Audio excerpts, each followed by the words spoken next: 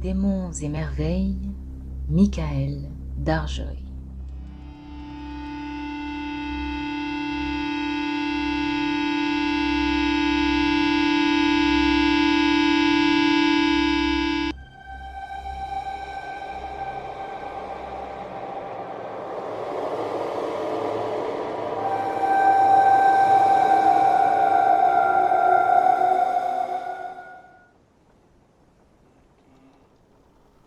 Bonjour, bonsoir.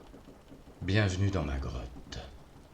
Vous avez été quelques-uns à me demander la lecture de nouvelles de l'auteur pour lequel je consacre ce programme. Alors, c'est avec un grand plaisir que je lui dédie celui-ci.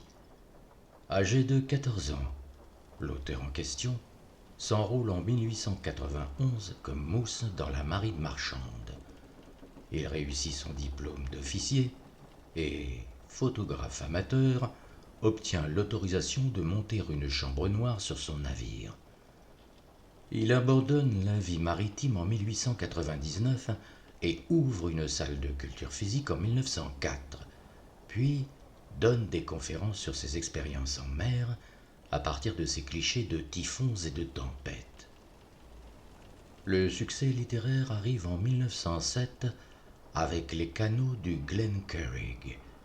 Il crée ainsi le personnage de Carnacki, chasseur des fantômes, digne précurseur de Harry Dixon ou de Jules de Grandin. Incorporé en 1915 dans l'artillerie, il sera atteint par un obus le 19 avril 1918 sur le mont Kemmel près d'Ypres en Belgique. Il s'agit bien sûr de William Hope Hodgson, 1877-1918, maître de l'épouvante, grand conteur et découvreur des forces monstrueuses tapies aux quatre coins du monde, sinon au fond de nos esprits. Je vous raconte aujourd'hui L'horreur tropicale, une nouvelle parue en juin 1905.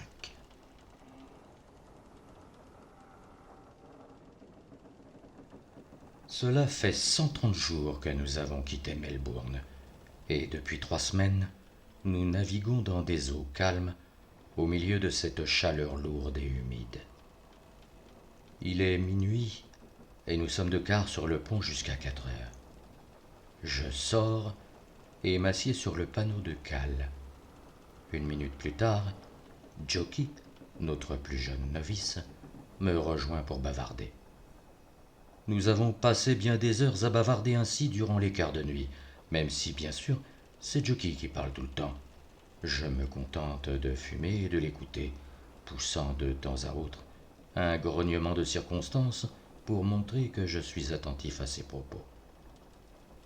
Depuis quelques instants, Jockey est silencieux, la tête penchée. Il médite. Soudain, il lève les yeux, de toute évidence, dans l'intention de faire quelques remarques. Je vois alors son visage se crisper, exprimant une horreur sans nom. Il a un mouvement de recul, ses yeux exorbités fixent quelque chose de terrifiant qui se trouve derrière moi. Puis, il ouvre la bouche. Il émet un cri étranglé et bascule en arrière, tombant de l'écoutille et se cognant la tête contre le pont. Craignant je ne sais quoi, je me retourne pour regarder. Bonté divine! Se dressant au-dessus du bastingage, parfaitement visible sous la vive clarté lunaire, j'aperçois une énorme bouche couverte de bave à 1 brasse de moi. De longs tentacules pendent des lèvres énormes et ruisselantes. Comme je regarde, la chose s'approche. Elle se dresse au-dessus de la lisse et monte de plus en plus haut. On ne distingue pas Dieu. Seulement, cette bouche monstrueuse et ruisselante de bave, montée sur un cou terrifiant, aussi épais qu'un tronc d'arbre. Celui-ci, sous mon regard horrifié, se hisse à bord avec la célérité furtive d'une énorme anguille. d'énormes et lourds replis retombent sur le pont. Cela n'aura donc jamais de fin. Sous ce poids, le bateau donne un coup de roulis lent et maussade à tribord. Puis la queue, une masse large et aplatie, se glisse par-dessus la rambarde en tech et retombe sur le pont avec un bruit lourd et spongieux.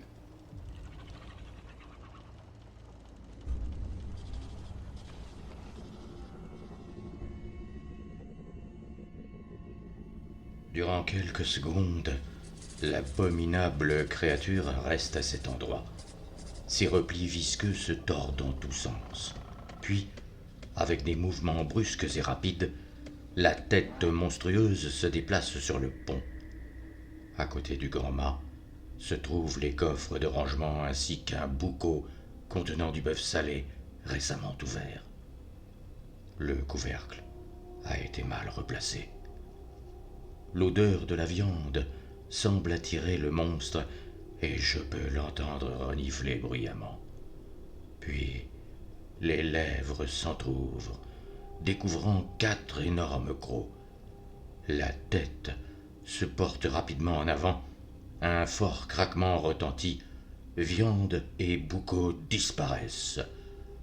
Le bruit a fait venir du gaillard d'avant l'un des hommes d'équipage.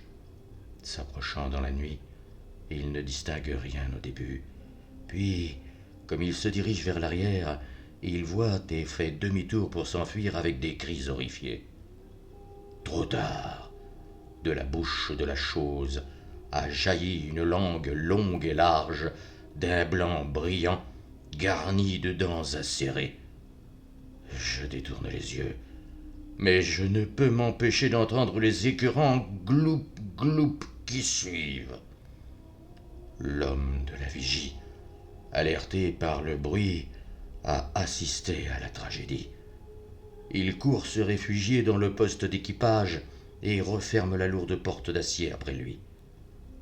Le charpentier et le voilier surgissent de l'entrepôt. Ils sont en caleçon long.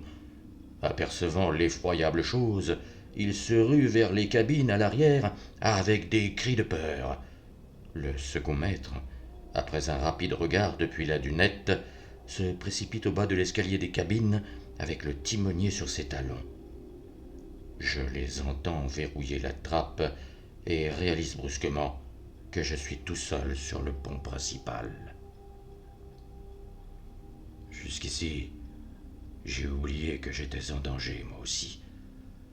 Les minutes qui viennent de s'écouler semblent faire partie d'un horrible cauchemar.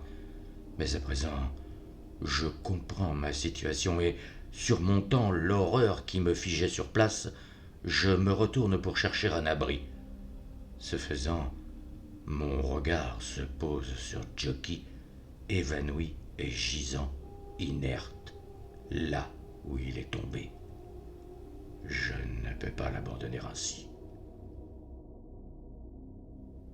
Tout près, il y a l'Ambelle déserte, et le Rouf, une petite maison d'acier avec des portes en fer. Celle qui se trouve du côté sous le vent est ouverte, retenue par un crochet. Une fois à l'intérieur, je serai en sécurité. Jusqu'à présent, la chose ne s'était apparemment pas rendue compte de ma présence. Mais l'énorme tête, grosse comme un tonneau, ondule et se tourne dans ma direction. Puis un mugissement sourd retentit et la grande langue apparaît et disparaît rapidement comme la brute se tourne et rampe dans ma direction. Je comprends qu'il n'y a pas un instant à perdre. Ramassant le corps du garçon évanoui, je cours vers la porte ouverte. Elle se trouve seulement à quelques mètres, mais cette horrible forme vient rapidement vers moi. Ses grands replis se tordent et s'entrelacent sur le pont. J'atteins le Rouf et m'effondre à l'intérieur avec mon fardeau. Puis, je ressors sur le pont pour ôter le crochet et refermer la porte. Au même instant, quelque chose de blanchâtre fait le tour de la maison et se tend vers moi. D'un bond, je suis de nouveau à l'intérieur. Je referme et verrouille la porte. À travers le verre épais des hublots, Je vois la chose ramper tout autour de la maison, me cherchant en vain. Jockey ne bouge toujours pas. Aussi, m'agenouillant, je desserre le col de sa chemise et, prenant de l'eau dans le tonnelet, en aspergeant son visage. Au même moment, j'entends Morgane crier quelque chose. Puis, un hurlement de terreur retentit, suivi à nouveau de ces écœurants gloup, gloup. Jockey s'agite, se frotte les yeux et se redresse brusquement.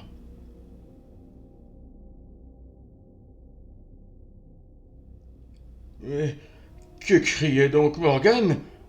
Sa voix se brise soudain sur un cri. Mais où sommes-nous? J'ai fait des cauchemars tellement affreux. J'entends alors un bruit de pas rapide sur le pont, puis la voix de Morgane à la porte. Tom, ouvre la porte! Il s'interrompt brusquement et pousse un hurlement de désespoir. Puis, je l'entends s'enfuir en courant. Par le hublot, je le vois s'élancer vers l'avant et grimper dans la mâture comme un démon. Quelque chose se glisse rapidement après lui.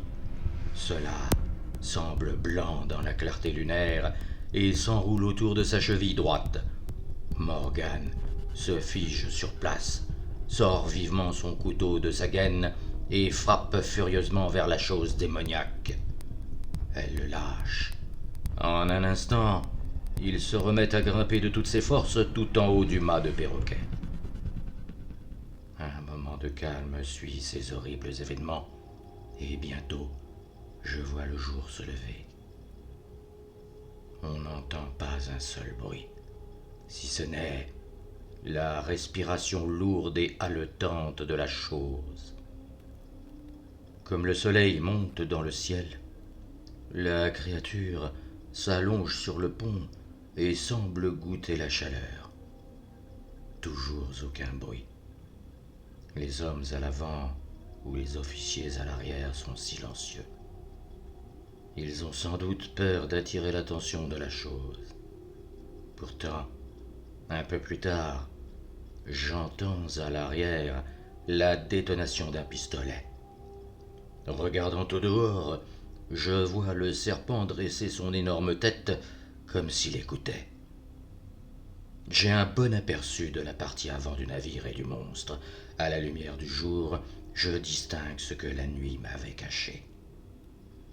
Là, juste au-dessus de la bouche, il y a deux petits yeux porcins qui semblent briller d'une intelligence diabolique. La chose balance lentement sa tête d'un côté et de l'autre, puis, sans prévenir, elle se tourne brusquement et regarde par le hublot dans ma direction. Je me jette de côté, mais je n'ai pas été assez rapide. Elle m'a vu et approche son énorme bouche qui se colle contre le carreau. Je retiens ma respiration. Mon Dieu, si elle brise le carreau. Je recule, horrifié. J'entends un grattement sourd contre la vitre. Je frissonne. Puis, je me souviens des petits volets en fer que l'on fixe sur les hublots par mauvais temps. Sans perdre une seconde, je me redresse et claque violemment le volet sur le hublot. Ensuite, je fais le tour de la cabine et procède de même avec les autres volets. Nous nous retrouvons dans l'obscurité la plus totale. Dans un murmure, je dis à Jockey d'allumer la lampe, ce qu'il fait avec une certaine maladresse.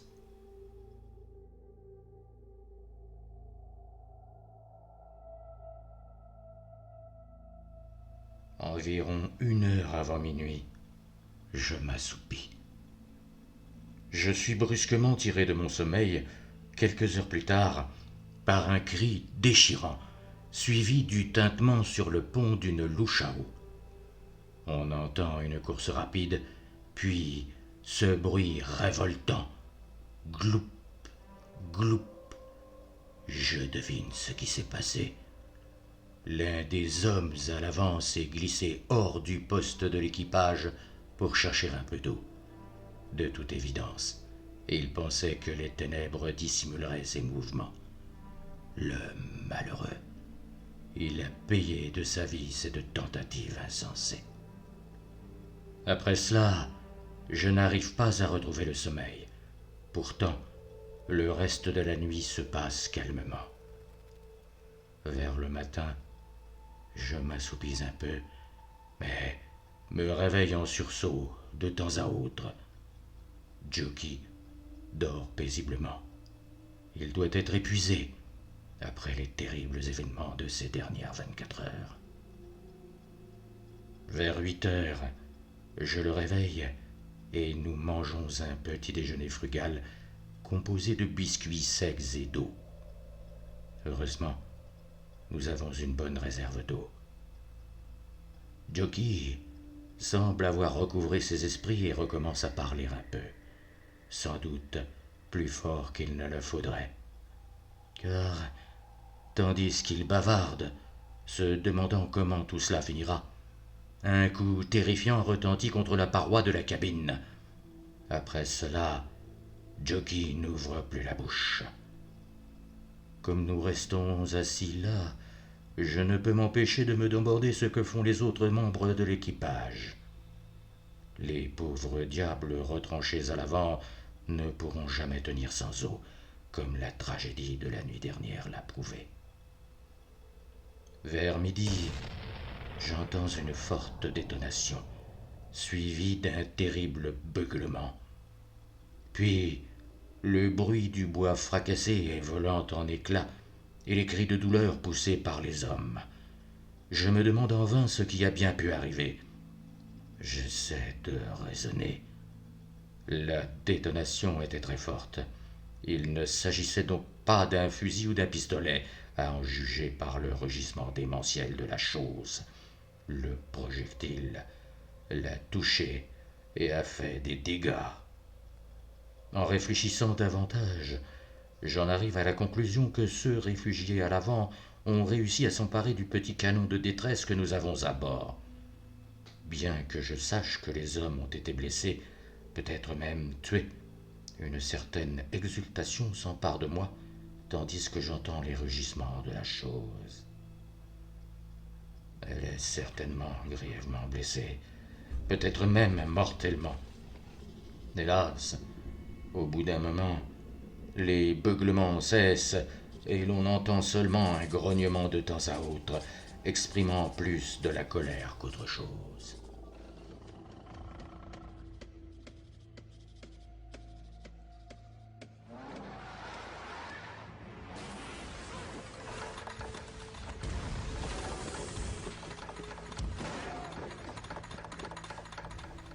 Bientôt, je me rends compte, d'après le roulis du bateau à tribord, que la créature a changé de place et un grand espoir monte en moi. Peut-être en a-t-elle assez de nous. Elle s'apprête à regagner la mer. Pendant un temps, tout est silencieux et mon espoir grandit. Je me penche et pousse du cou de Jockey qui dort, la tête posée sur la table. Il se redresse d'un bond et pousse un cri. « Chut !» lui dis-je dans un chuchotement rauque. « Je n'en suis pas sûr, mais je crois bien que la chose est partie. » Le visage de Jockey s'éclaire d'une façon merveilleuse et il me pose des questions avec avidité. Nous attendons encore 1 heure, tandis que l'espoir grandit sans cesse. Nous reprenons rapidement confiance. On n'entend absolument aucun bruit, pas même le souffle de la bête. Je sors quelques biscuits. Jockey, après avoir fouillé dans le garde-manger, me montre un morceau de porc et une bouteille de vinaigre. Nous nous jetons dessus avec délectation. Après cette longue abstinence, la nourriture agit sur nous comme si nous avions bu du vin. Jockey veut absolument ouvrir la porte pour s'assurer que la chose est bien partie. Je le lui interdis. lui disant qu'il serait plus prudent d'ôter les volets de fer et de jeter un coup d'œil par le hublot. Jockey discute, mais je suis inflexible. Il s'énerve. Ce garçon n'a pas toute sa tête. Puis, comme je m'apprête à dévisser l'un des volets, Jockey se précipite vers la porte. Avant qu'il puisse la déverrouiller, je le maîtrise et, après une courte lutte, le ramène vers la table. Au moment où je m'efforce de le calmer, contre la porte de tribord, celle que Jockey voulait ouvrir, retentit un fort reniflement, suivi immédiatement d'un formidable grognement. L'odeur infecte d'un souffle putride passe sous la porte. Je me mets à trembler violemment et, sans la caisse à outils du charpentier pour me retenir, je tomberais à terre. Jockey devient livide et il est pris de nausée, après quoi il se met à sangloter. Les heures passent lentement. Mortellement harassé, je m'allonge sur le coffre où j'étais assis et essaie de prendre du repos. Il doit être 2h30 du matin. Après un somme un peu plus long que les autres, je suis brusquement réveillé par un tapage absolument épouvantable provenant de l'avant. Des voix d'hommes qui crient, jurent et prient. Malgré la terreur exprimée, ces cris sont faibles et pitoyables, tandis que s'élèvent des beuglements surnaturels de la chose, entrecoupés de ces gloup horriblement suggestifs. Une peur panique s'empare de moi, et je peux seulement tomber à genoux et prier. Je comprends trop bien ce qui se passe là-bas. Malgré tout, Jockey dort tranquillement, et j'en rends grâce à Dieu. Bientôt, un ray de lumière filtre sous la porte, et je comprends que le second jour de notre emprisonnement vient de commencer. Je laisse Jockey dormir. Je ne le dérangerai pas tant que ce sera possible. Le temps passe, mais je ne m'en aperçois pas. La chose est calme. Elle dort, probablement. Vers midi, je mange un biscuit et bois un peu d'eau. Jockey dort toujours. C'est mieux ainsi. Un bruit rompt le silence. Le bateau penche légèrement et je comprends une nouvelle fois que la chose est réveillée. Elle fait le tour du pont, ce qui fait tanguer le bateau d'une façon perceptible. À un moment, elle se dirige vers l'avant. Je suppose que c'est pour explorer à nouveau le poste de l'équipage. De toute évidence, elle ne trouve rien, car elle est de retour presque aussitôt. Elle s'arrête un instant devant le rouf, puis s'éloigne vers l'arrière du navire. Dans la mâture, quelque part sur le mât de misaine, retentit un éclat de rire sauvage, bien qu'il semble très faible et très lointain. Le monstre s'immobilise soudain. J'écoute attentivement, mais n'entends rien, à part un fort craquement de l'autre côté de la cabine, comme si on tirait fortement sur les cordages. 1 minute plus tard, j'entends un cri, suivi presque immédiatement d'un choc sourd sur le pont qui semble faire pencher le bateau. J'attends, en proie à une peur fébrile. Que se passe-t-il? Les minutes s'écoulent lentement. Puis, un autre cri de terreur retentit. Il cesse brutalement. Cette incertitude est par trop terrible et je ne peux en supporter davantage. Avec la plus grande prudence, j'ouvre l'un des volets de fer pour regarder par le hublot arrière. Un spectacle effroyable s'offre à mon regard. Le monstre est là-bas, sa queue sur le pont et son immense corps enroulé autour du grand mât. Sa tête est dressée au-dessus de la grande voile et son grand tentacule armé de griffes s'agite dans les airs. C'est la première fois que je vois distinctement la chose. Juste ciel!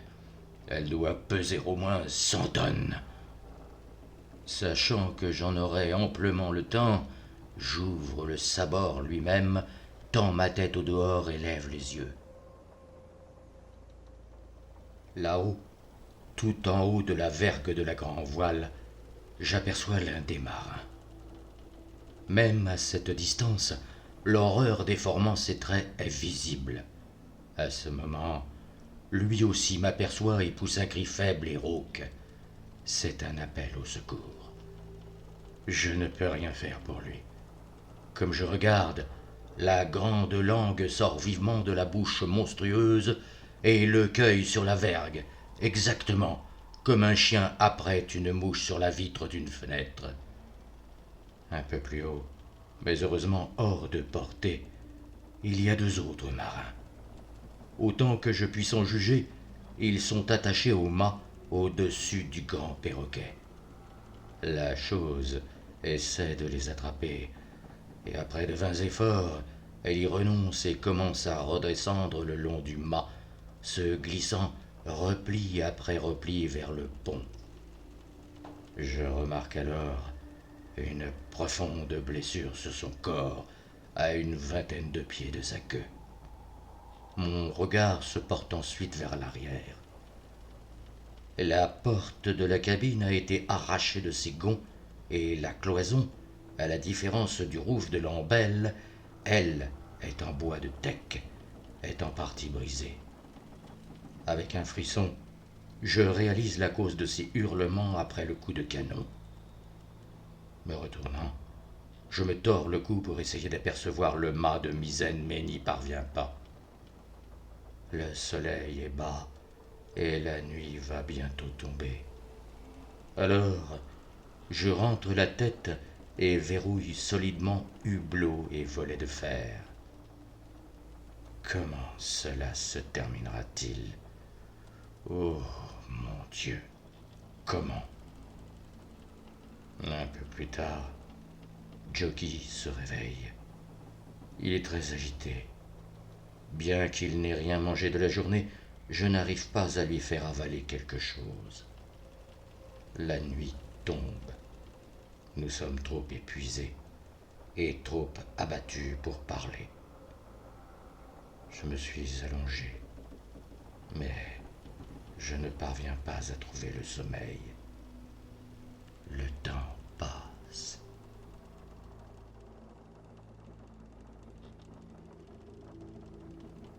Une manche à air cliquette violemment quelque part sur le pont principal. Un grincement indéterminé et continuel. Plus tard, j'entends le miaulement terrifié d'un chat, puis tout redevient calme. Un peu plus tard, un grand plouf près du bateau. Puis, durant quelques heures, règne un silence de mort. De temps à autre, je m'assieds sur le coffre et écoute attentivement, mais aucun bruit ne me parvient. C'est le silence absolu. Même le craquement monotone des agrès a cessé. Finalement, un espoir réel renaît en moi. Ce plouf, ce silence. Assurément, j'ai raison d'espérer. Cette fois, je ne réveille pas Jockey. Je veux d'abord m'assurer par moi-même que tout danger a disparu. J'attends encore. Je ne veux pas courir des risques inutilement. Après un certain temps, je me glisse vers le sabord arrière et écoute attentivement. Aucun bruit. Je lève ma main vers le volet de fer et hésite à nouveau. Un instant seulement. Sans faire de bruit, je commence à dévisser l'attache du lourd volet de protection. Bientôt, il pend sur ses gonds. Je le retire et regarde prudemment au dehors. Mon cœur bat à tout rompre contre ma poitrine. Tout semble étrangement sombre à l'extérieur. Peut-être la lune est-elle cachée par un nuage. Soudain, un rayon de lune entre par le sabord et disparaît aussitôt. J'écarquille les yeux. Quelque chose a bougé. Le rayon de la lune réapparaît. À présent, j'ai l'impression de regarder au fond d'une immense caverne où palpite et s'agite quelque chose d'un blanc pâle.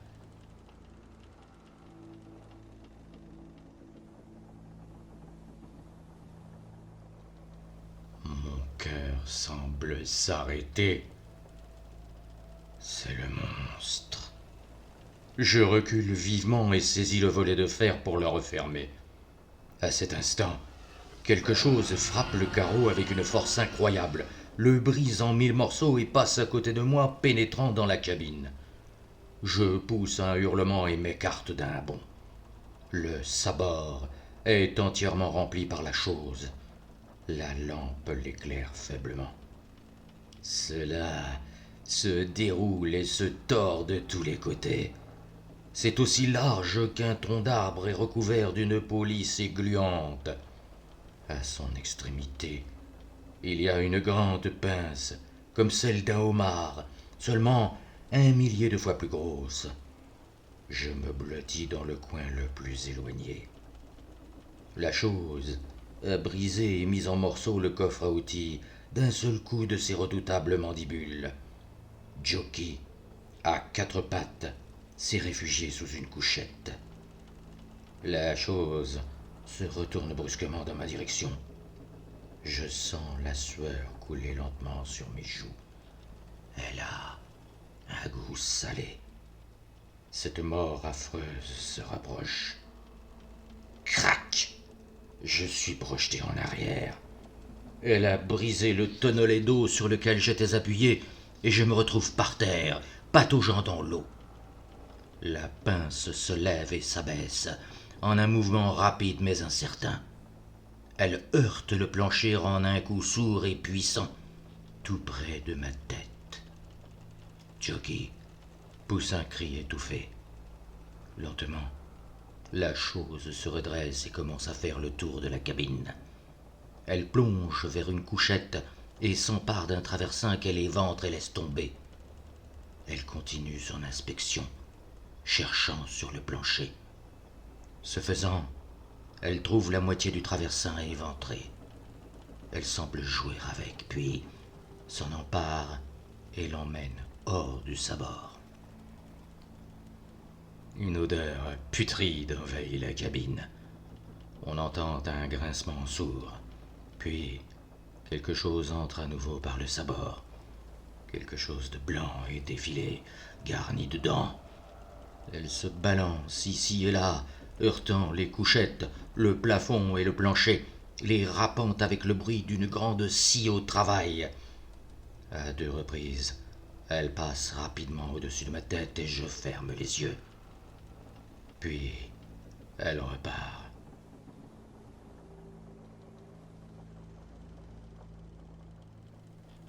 À présent, elle semble se trouver de l'autre côté de la cabine, près de Jockey. Soudain, le son grinçant et rauque est étouffé, comme si les dents s'enfonçaient dans une substance molle. Jockey pousse un hurlement terrifiant qui se change soudain en un gargouillement et un sifflement. J'ouvre les yeux. L'extrémité de l'énorme langue est enroulée et étroitement serrée autour de quelque chose qui goutte, puis elle est vivement retirée, laissant les rayons lunaires filtrer à nouveau à l'intérieur de la cabine. Je me relève. Regardant autour de moi, je note machinalement l'état pitoyable de la cabine. Les coffres mis en morceaux, les couchettes éventrées, et autre chose. Jockey! Je crie, et tout mon corps est saisi de frissons. Cette horrible chose s'approche à nouveau du sabord. Je regarde autour de moi, cherchant une arme. Je vengerai Jockey. Oh, là, juste sous la lampe, parmi les vestiges du coffre à outils, il y a une petite hache. Je bondis en avant et m'en empare. Elle est petite, mais tellement aiguisée, je passe mon doigt avec amour sur son tranchant. Puis, je reviens près du hublot. Je me mets sur le côté et lève mon arme. La grande langue cherche son chemin vers les horribles restes. Elle les trouve. Au même moment, en criant Jockey, Jockey, je frappe sauvagement, encore et encore, haletant et jurant, je frappe inlassablement.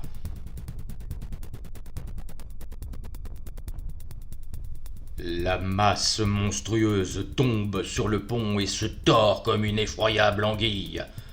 Un flot de liquide chaud se déverse par le hublot. J'entends le bruit de l'acier disloqué, suivi d'un énorme beuglement. Une sorte de chant parvient à mes oreilles et s'amplifie. Puis la cabine devient indistincte et est brusquement plongée dans les ténèbres.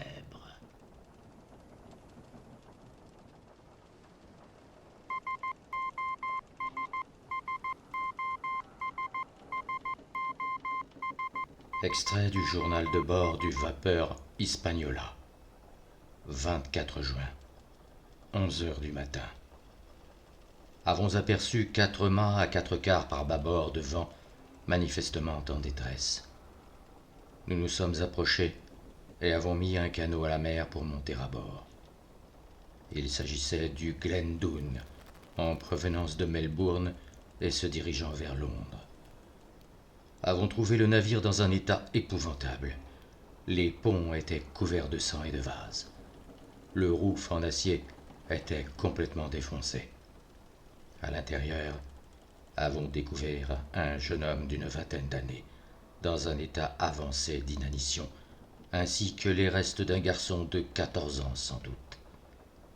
Il y avait beaucoup de sang à cet endroit, et une énorme masse, tout enroulée, de chair blanchâtre, pesant environ une demi-tonne. L'une des extrémités semble avoir été tailladée et hachée avec un instrument coupant. Avons trouvé la porte du poste de l'équipage ouverte et pendant sur ses gonds. Le montant était déformé, comme s'il avait été forcé par quelque chose. Sommes entrés. Tout était dans un état épouvantable, du sang partout, des coffres brisés, couchettes éventrées, mais personne, ni de reste. Sommes retournés vers le rouf et avons constaté que le jeune homme reprenait conscience. Une fois rétabli, il a déclaré se nommer Thompson. A dit qu'ils avaient été attaqués par un serpent de mer en fait. Il était trop faible pour en dire davantage, mais nous a indiqué qu'il y avait des hommes en haut du grand mât. Avons envoyé un marin dans la mâture. Il les a trouvés, attachés au mât, bel et bien morts. Sommes allés vers les cabines à l'arrière. Avons trouvé la cloison mise en pièces et la porte des cabines gisant sur le pont près du panneau de cale. Avons découvert le corps du capitaine dans l'entrepont, mais pas ceux des officiers. Avons remarqué parmi les débris de toutes sortes une partie de l'affût d'un petit canon. Avons quitté le navire. Plus tard, avons envoyé à son bord le second maître et 6 hommes pour le ramener à bon port. Thompson se trouve avec nous.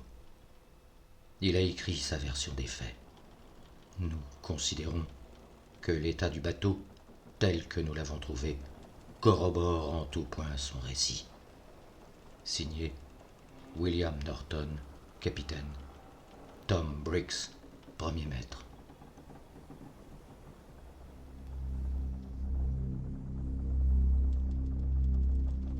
Des monts et merveilles, Michael Darjoy.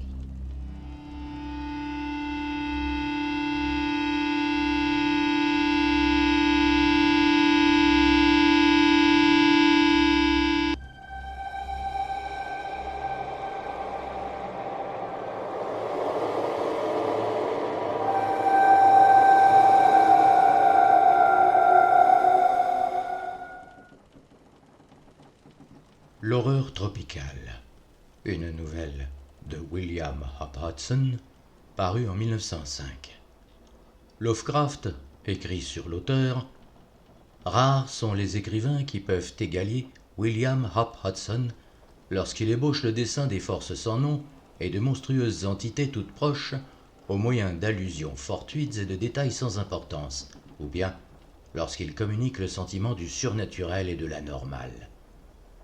Imprégné des univers d'Edgar Poe, Algernon Blackwood, H.G. Wells, Jules Verne et autres auteurs du genre fantastique, l'œuvre de William Hop Hudson a beaucoup influencé Howard Phillips Lovecraft. Sur ce, je vous souhaite un bon appétit et à très vite. Tic-tac, tic-tac, tic-tac, tic-tac, tic-tac, tic-tac, tic-tac, tic-tac, tic-tac, tic-tac, tic-tac, tic-tac,